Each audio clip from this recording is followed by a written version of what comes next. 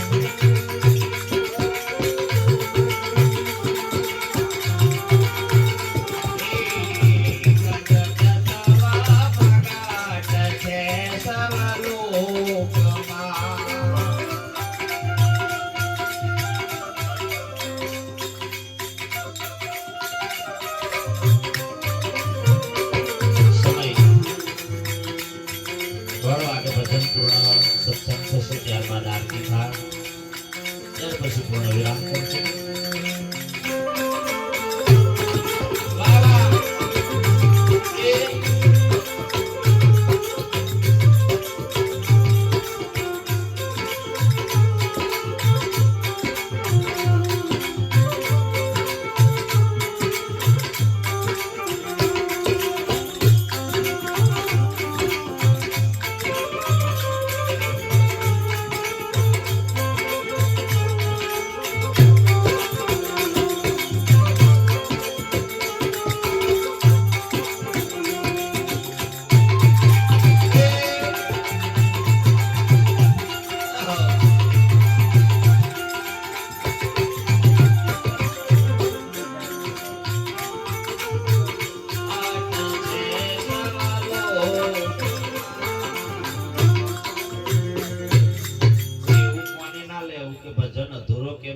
પુરાવો કહી દઉં તમને અહીં હમણાં ડાળ બનાવી હોજો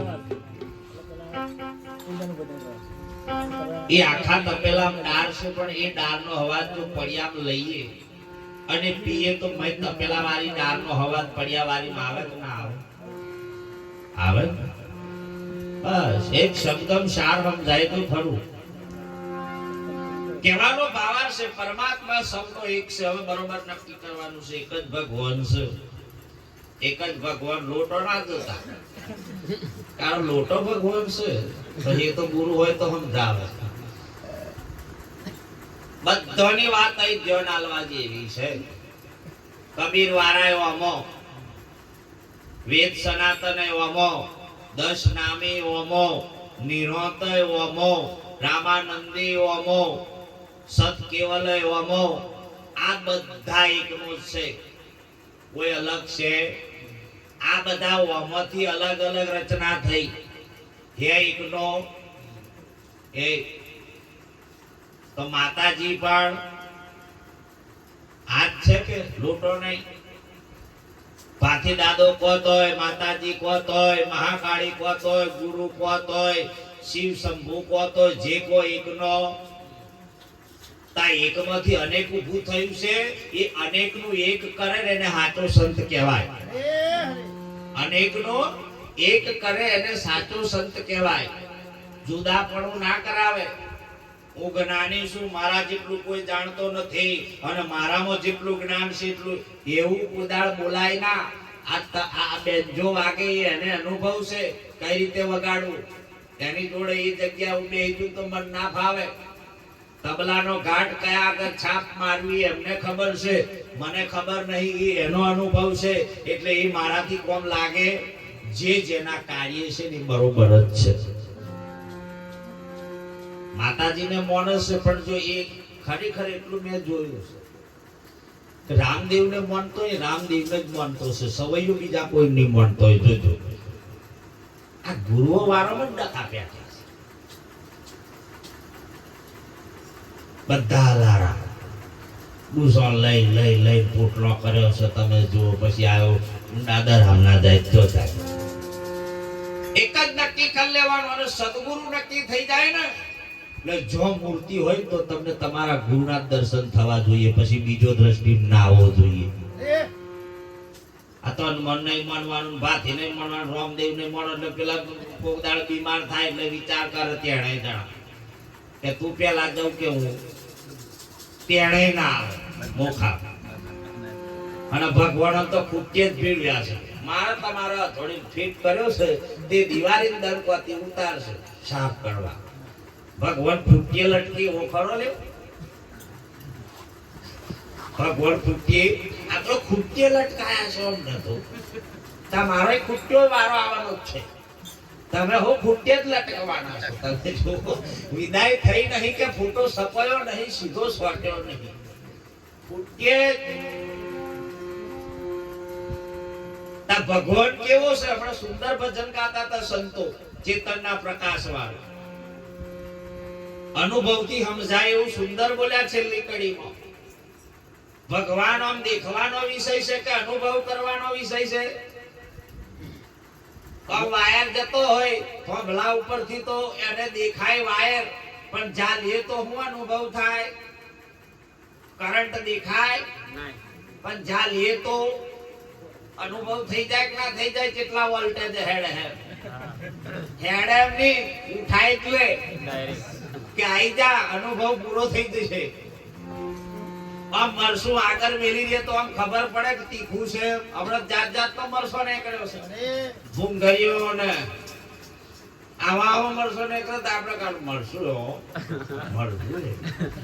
અને પાછું એક બીજું નીકળ્યું ઉભો મરસો લવિંગ ગયો, એના સોળ ઉપર જ ઉભો લાગે, ખાય એ ઉભો, ઝાડા થાય તા બેસે એ ઉભો નો ઉભો, એ લવિંગ ગયો ઉભો થઈ ગયો એટલે વાત પતી ગઈ. જાત જાતનો ભૂંગળો જેવો મરસો નીકળી. પણ મરસું આગળ પડી રહે પણ જો સુધી સાહેબ એને ચાખીએ ના તો સુધી એનો સ્વાદ ના આવે. આ ધ્યાન રાખજો. જે થઈ ગયા ભૂત ભવિષ્ય ને વર્તમાન, ભૂતકાળમાં જે થઈ જાય એના આપણે ગુણ લાગીએ છીએ, પણ વર્તમાનમાં તમે છો તમારા કોઈ ગુણગાન નથી ગાતું. ગાય છે તો હવે આપણે વિચાર કરવાનું, મંદિરે જઈએ એટલે આપણે શું જોઈએ છીએ એને તમે નક્કી કરો. આંખો બંધ નહીં કરવાની, એની હોમી દ્રષ્ટિ રાખવાની કે હે જગતના ને ભગવાન જોડે બસ બીજું કશું જ કર્યું નહીં, અમને મોગવા સિવાય ધંધો નહીં. પેલા ને હશે બેઠા બેઠા ભીખ 2 રૂપિયા ઓલે મોગન આયા 2 લાખ વાળા તો એ 2 લાખની લોન થઈ. સિબિલ ખરાબ હોય તો સારું કરી દેતી. પાંચ નારિયેળ એમ સડાય દે. નાના તત્વ આલે તો જ ખાય, તો ડાયરેક્ટ ના ખાઈ લે. તમે આલો તો એક જણો બરોબર એવી પોઝિશનમાં આવેલો, ખજૂરી પર ખજૂરો પારવા સર્યો, ઉપર ત્યાં છે હા ભાઈ હલવાણો કે હવે કઈ પાતો કૂદું તો ટોટ્યું પહોંચી દઈ અને હાથમાં હવે વેટા તો વેટા એટલે પેલો ગભરાઈ જો ગભ્રમણમાં બોલો કે હે ભગવાન મને બચાવી લે. 1 કિલો પેડા ચડાવી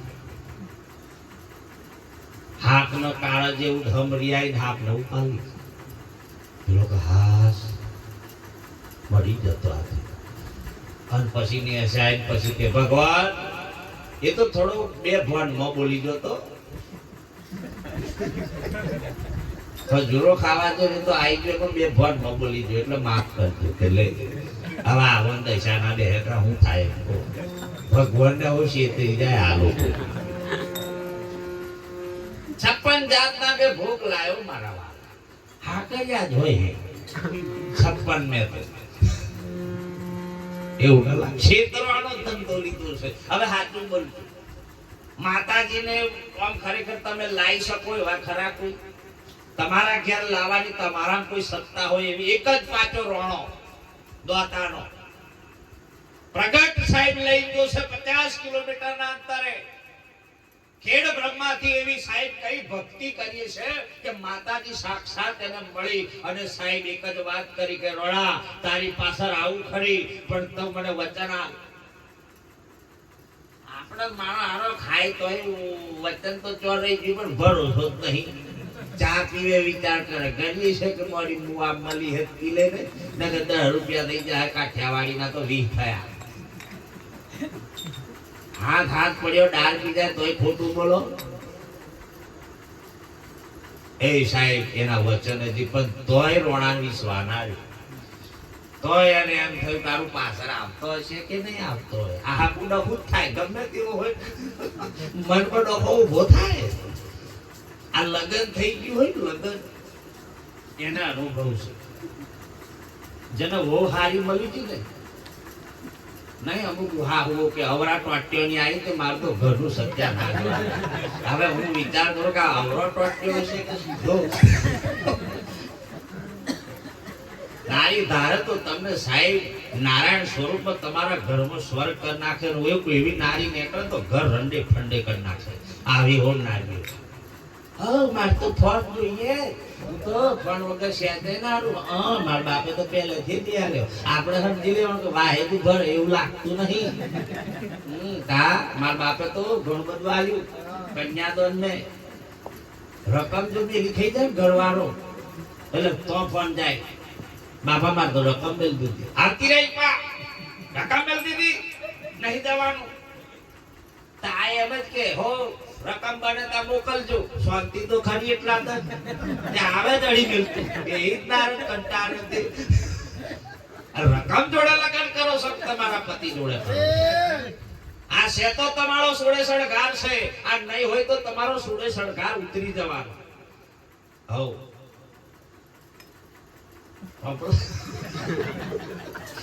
વાપરજો.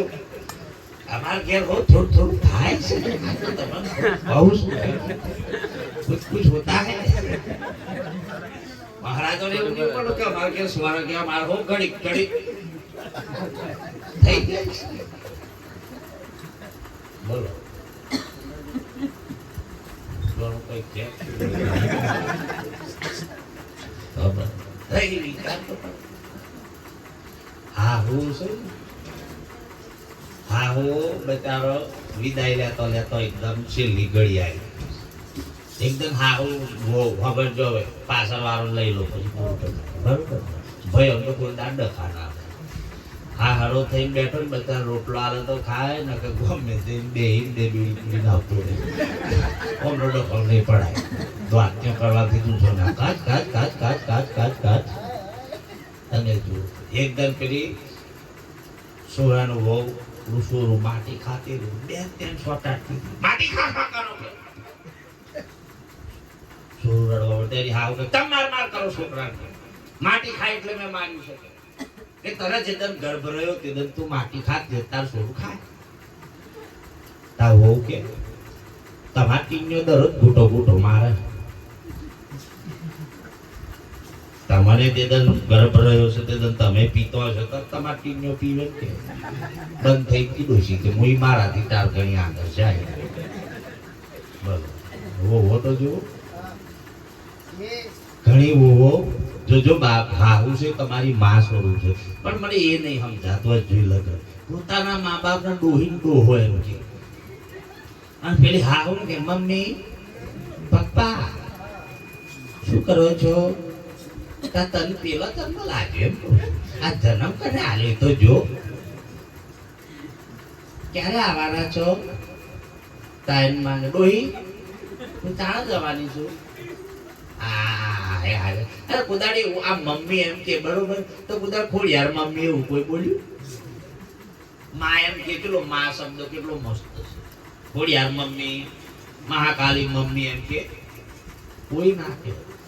જે તમારી હાહુ છે ને સાહેબ, એક વહુ પણ એ ધ્યાન રાખે ને હાહુ પણ એ ધ્યાન રાખે કે સાહેબ એકદમ અમે પણ વહુ બનીને આયા આ ઘરમાં તો અમારી હાહુ એ કેવો. અને ઘણો તો વેરવારવા જ જનન ની કરે ખબર નહીં મને ને. અને શ્યા ઘણો તો આ હાહુ ને વહુ નો જ છે, બીજો કોઈ નો જ નહીં. ઓમ ન જ અડડ કરે વગર શ્યા ઘડે. ઘણો તો કહેતા રાજ્ય લાયક કયો આ તો અમારી પર લીધું છે વાના તો ઘણો હત્યમ સોટ્યો ત્યાં નવ જરી કે ઉખડતો નહીં ભરી એને કહેતો છે. પણ સાહેબ તમે મેરમાં રહો ને તો સાહેબ ભાઈઓ શાંતિથી ખાય. બચારો હખે ખાવા નહીં મળતું.